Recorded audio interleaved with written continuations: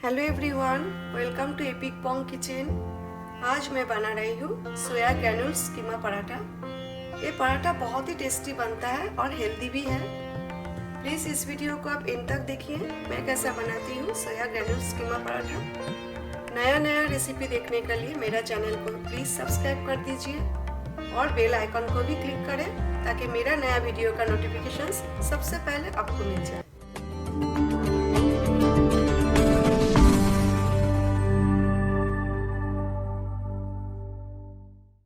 पराठा का कीमा बनाने के लिए सोया ग्रैन्यूल्स ले रही हूँ। इधर 200 ग्राम से एक पैकेट में, तो 1 कप ले रही हूँ 100 ग्राम्स। इसे हमें गर्म पानी में सोक करना है। 15-20 मिनट हमें इसी तरह सोक करके रखना है। तब तक पराठा के लिए हम आटा गूंद लेते हैं। पराठा के लिए मैं मल्टीग्रेन आटा यूज कर रही हूँ, तो मैं 2 कप आटा लूँगी। 1/4 टीस्पून नमक, 1 टीस्पून तेल, मैं ऑलिव ऑयल यूज़ कर रही हूँ। नमक और तेल अच्छा से आटा का साथ मिक्स कर लेते हैं पहले। डो हमें सेमी सॉफ्ट चाहिए, ज़्यादा सॉफ्ट या ज़्यादा टाइट डो नहीं चाहिए। डो रेडी हो गया है, ये देखिए, इतना ही सॉफ्ट होना चाहिए, इससे ज़्यादा सॉफ्ट या टाइट नहीं होना चाहिए पराठा का लिए डो। और मैंने यहाँ पर 2/3 कप पानी लिया था, अभी 1 टेबलस्पून पानी बच गया। हाथ में थोड़ा सा तेल लेके डो पे लगा लेते हैं और एक गीला टॉवल इसका ऊपर रख देते हैं।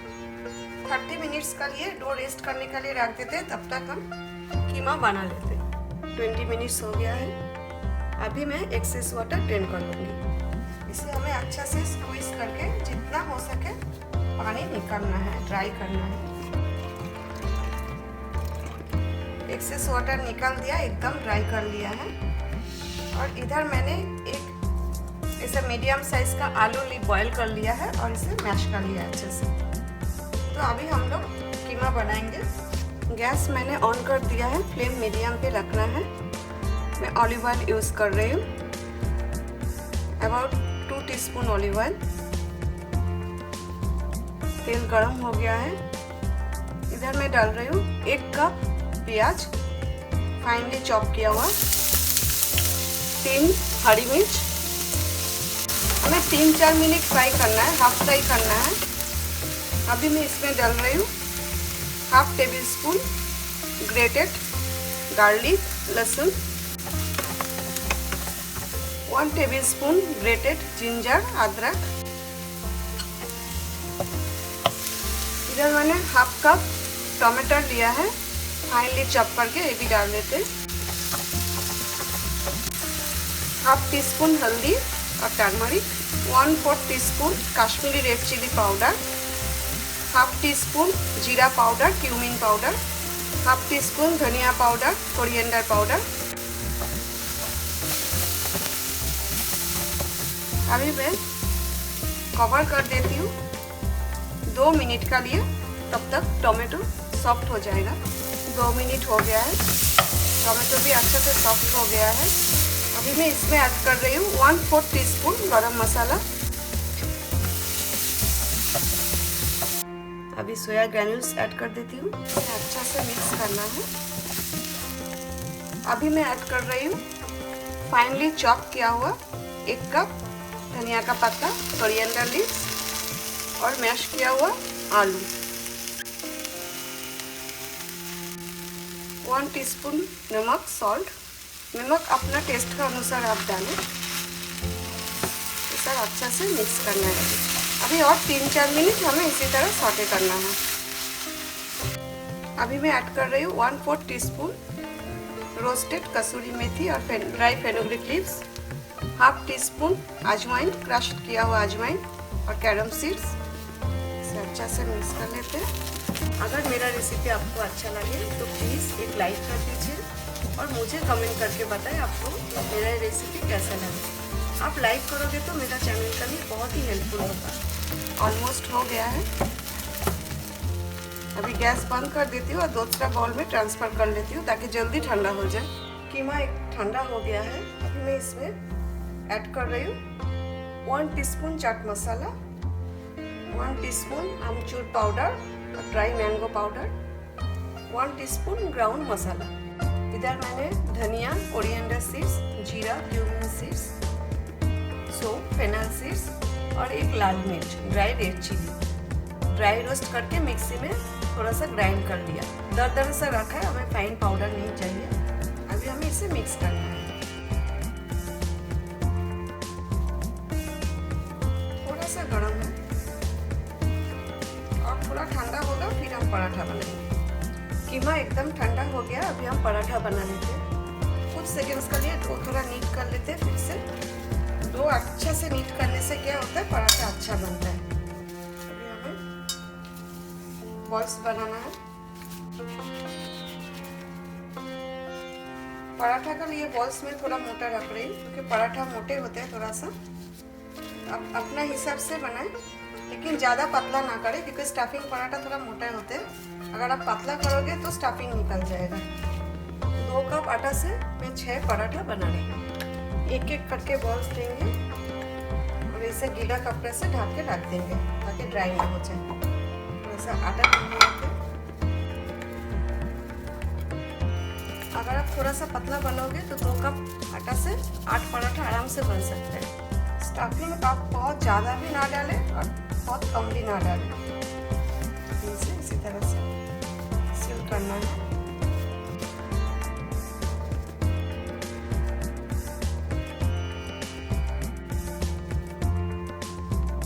आप चाहो तो ऐसा एक्स्ट्रा डो है ना वो निकाल सकते हो। मैंने निकाल दिया थोड़ा सा। इसी तरह मैं सब बॉल्स का स्टफिंग भर लूँगी, उसका बाद हम पराठा बेलेंगे। आप इसी तरह कटोरी का शेप लेके भी स्टफिंग भर सकते हो।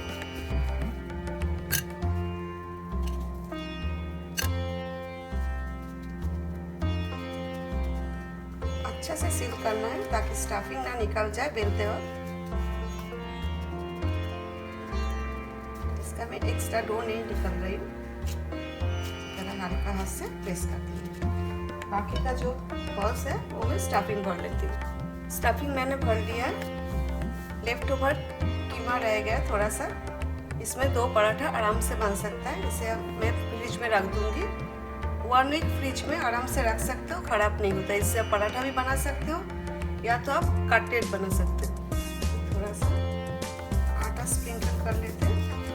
हल्का हाथ से हमें प्रेस करना है, ज़्यादा प्रेशर नहीं देना है, हमें हल्का हाथ से बेलना है।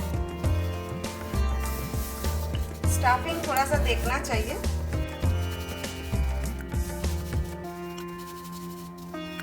ये देखिए, इसी तरह स्टफिंग देखना चाहिए। 2-4 पराठा मैं बेल लेती हूँ, फिर हम सेकेंगे। 4 पराठा मैंने बेल लिया है, अभी सेक लेते हैं। इधर मैंने आयरन का पैन लिया है, आप नॉनस्टिक पैन भी ले सकते हो। और पैन प्रीहीट करने के लिए मीडियम फ्लेम में मैंने रख दिया था। तो अभी पैन गर्म हो गया है, अभी पराठा डाल देते हैं। ये देखिए, पराठा में बबल आना शुरू हो गया है। अभी हम दूसरा साइड टर्न कर देते हैं। अभी दूसरा साइड भी टर्न कर देते हैं। ऑलिव ऑयल से मैंने डो बनाया और अभी पराठा सेकने के लिए मैं घी यूज कर रही हूँ।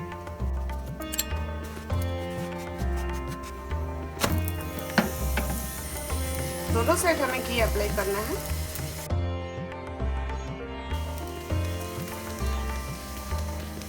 इसी तरह प्रेस कीजिए ताकि अच्छा से चारी बाजू पराठा अच्छा से सेक दे। एकदम कड़ा रहा, बाहर से क्रिस्पी और अंदर एकदम सॉफ्ट होना चाहिए। अगर आपको सॉफ्ट पराठा पसंद है तो आप ज़्यादा ना सेकें। इसी तरह कपल ऑफ टाइम्स हमें फ्लिप करना है। पराठा हो गया है, इसी तरह बाकी पराठा भी मैं सेक लेती हूँ।